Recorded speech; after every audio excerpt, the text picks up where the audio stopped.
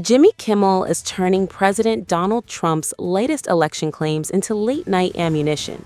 The comedian devoted a segment of his show to mocking Trump's reaction to the Los Angeles mayoral race, arguing that the president was once again crying foul after a result failed to go the way he wanted. Kimmel focused on Trump's criticism of the vote count after candidate Spencer Pratt, known from The Hills, appeared to lose momentum as additional ballots were tallied. According to Kimmel, Trump had been especially frustrated because Pratt, whom he jokingly described as Trump's preferred choice for Los Angeles mayor, was projected to miss the runoff election after finishing outside the top two positions in California's jungle primary system. And that's where Kimmel launched into his fact check. The late-night host explained that early results created a misleading picture because in-person votes were counted first, while large numbers of mail-in ballots were processed later. Most people in LA vote by mail, Kimmel told his audience, and a lot of us waited until the last minute to send in our ballots because we're trying to figure out which candidate disappointed us the least. According to Kimmel, that counting sequence initially helped Spencer Pratt. That meant Spencer Pratt got out of the gate in second place because they counted all the in-person votes first, he said. But as the mail-in votes came in, he dropped to third. Trump, however, argued that Democrats, whom he referred to as Democrats, were attempting to steal the election through what he described as very late and massive numbers of mail-in ballots. Kimmel wasn't buying the argument, and he responded with one of the night's biggest punchlines. All right, let me get this straight. The Democrats rigged the election, and they rigged it by having Republicans take the lead at first, Kimmel joked. I mean, for a bunch of Democrats, they sure are smart about stealing every election. The audience erupted with laughter, but Kimmel's broader point went beyond a single mayoral contest. The comedian suggested that disputes over vote counting and election integrity are likely to become an increasingly prominent political issue as the United States moves closer to the November midterm elections. You're going to be hearing a lot about this over the coming months, Kimmel predicted. The segment arrives amid renewed debate surrounding Trump's comments about elections and vote counting. It also follows a separate moment that generated headlines after Trump was questioned by a journalist about his election-related claims during an interview. That exchange quickly spread across social media and fueled further discussion about the president's continued focus on election issues. Donald Trump appeared visibly irritated, then increasingly angry, and finally, he simply walked away. What began as a routine television interview ended with the U.S. president tossing aside his microphone, accusing a journalist of being crooked, and storming off camera in a moment that quickly went viral across social media.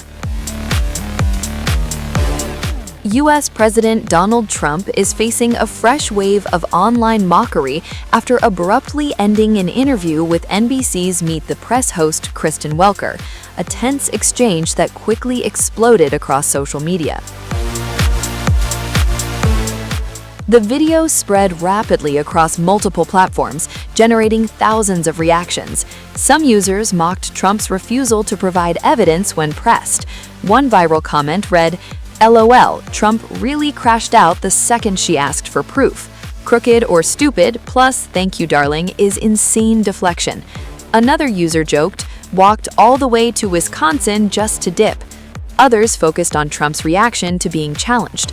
"I find it hilarious that Trump got so triggered when his lies about election fraud were being torn apart," one commenter wrote.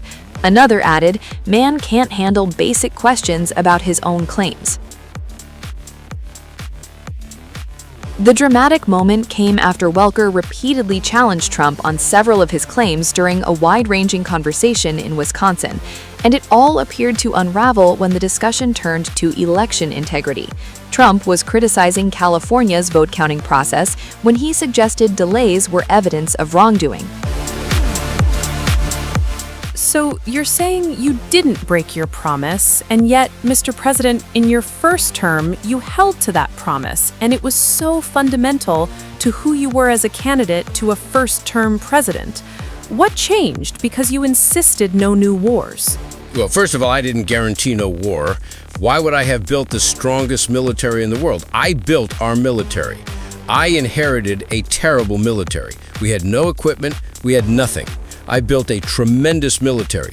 Biden gave a lot of it away, but it's still a relatively small portion compared to what I built. Listen to me. Let's talk about... There was tremendous evidence. There is nothing but evidence. Well, it has not been presented in a court of law. The election was rigged. It was a dirty election. And it's happening again right now in California. Mr. President, you've never presented evidence that the 2020 election was rigged. It's happening right now in California. Right now. Look at what's happening in California. Where's the evidence to that? The Republicans are doing well in California. It's 4 days. In California, no, they're not. They're dropping fast because it's a rigged election. Let me tell you, it's 4 days and they aren't even close to coming up with a... That's how they count the vote in California. You know why they do that? Because they're cheating on the election. What do you have evidence to support that? All I have to do is look. All I have to do is look. But that's not evidence. And I listen to people, and let's see what happens. But sir, that's not evidence. That's how they count the votes in California. Do you think it's appropriate? Do you think it's appropriate that they have an election and 5 days later they're nowhere close to picking a winner? State and local officials acknowledge they are slow. Your elections are crooked, and you're crooked. And Meet the Press is crooked. And so is ABC and CBS and CNN. You're one-sided, crooked networks. All right, let's call it quits. Because I've had enough. Thank you, darling. Have a good time. Mr. President, let's please. I traveled all the way to Wisconsin. I've sat in the rain with you. I've sat in the rain with you for an hour, on and off in the rain, and I've given you enough time. You ought to straighten out your press. Because you know what? A country can never be great with a dishonest press. Come on, let's go. I traveled all the way to Wisconsin. Listen, we traveled all the way to Wisconsin for this interview. And if this latest clash sounds familiar, that's because it isn't the first time Trump has gone head-to-head with a reporter. A while earlier, an Oval Office briefing veered off course when the president turned his attention from policy to CNN, branding the network crooked and corrupt, before singling out correspondent Caitlin Collins. Let me finish. There's something wrong with you. It's a shame. Yeah, go ahead. CNN's a very corrupt organization, but with a corrupt reporter standing right there. Never smiles. She never smiles. She's a young, beautiful woman, never smiles. I never see a smile off her face. I see her standing there with hatred in her eyes, like she has hatred because we have borders. The reporters should be happy. They shouldn't be unhappy. They should be very happy. Because you know what we're doing? We're saving our people. Be quiet. Have abused our people so badly, and you should be ashamed of yourself. You used to be a conservative. She was a conservative from Alabama. Can you believe it? But CNN, in particular, CNN, I doubt it, but it's hard to straighten garbage out. But CNN has abused, and others have abused so badly. Mr. President, can you explain why you decided to drop the anti-weaponization fund? So I love it. I think it's so important. People were, this is a victim right here, but not only a victim, he was also a student of it. What happened to great people, great American people, the way they were victimized, the way they were savaged. You have suicides, they killed themselves, they went bankrupt, they were weaponized by the Biden administration, by a bunch of thugs, including Obama people, and like nobody's probably ever been. I mean, I can think of maybe 2 instances in this country where they've had it to somewhere that extent. I'm not even sure if it was so much. They were put in jail for long periods of time. They were accused of things that never happened. They had prosecutors that were radical lunatics, and their lives were destroyed. And frankly, we had a lawsuit that against us on the weaponization, where the judge, a radical left judge, ruled against it. And we'll see how that all works out. But a radical left judge ruled against it. But these people, their lives have been destroyed. Their families have been destroyed, many of them. I'm not just talking about a few people. Many of them. I'm one of them. They raided my house, Mar-a-Lago. That never happened. Nobody ever thought of anything like that. It turned out that it was a total fake. Everything about it was fake and corrupt. We have all the information. You know, the good advantage to sitting here is we can get information that you wouldn't get by what we have and what we are going to be showing over the coming weeks or months. You're not even going to believe. Some of you will believe it, like CNN will believe it because they knew what was going on. They're crooked as hell. CNN's a very corrupt organization, but with a corrupt reporter standing right there. Never smiles. She never smiles. She's a young, beautiful woman, never smiles. I never see a smile off her face. I see her standing there with hatred in her eyes. Like she has hatred because we have borders, because we have a strong military, because we cut our taxes, because we do things that everybody wanted, and then we win our election in a massive landslide. We win 87% of the counties in this country. Nobody's ever heard of a thing like that. And that's because we're doing the right job. And we took a detour down to Iran because we can't let Iran have a nuclear weapon under any circumstances. We can't let that happen. So the reporters should be happy. They shouldn't be unhappy. They should be very happy. Just to clarify on what you said, excuse me, Mr. President, just to clarify on what you were asked earlier, is the $1.8 billion DOJ fund dead or is it on hold? It's, I'd have to ask the lawyers, I don't know. I know one thing, the weaponization, are you talking about the weaponization fund? Yeah, what's your decision? The weaponization fund, as far as I'm concerned, was a beautiful thing. It was something I didn't make it, but I heard that, I thought that was the greatest thing because people like you have abused our people so badly. The fake news like CNN, like the New York Times and like others have abused our people. Wait a minute, be quiet. Have abused our people so badly, and you should be ashamed of yourself. You used to be a conservative. She was a conservative from Alabama, can you believe it?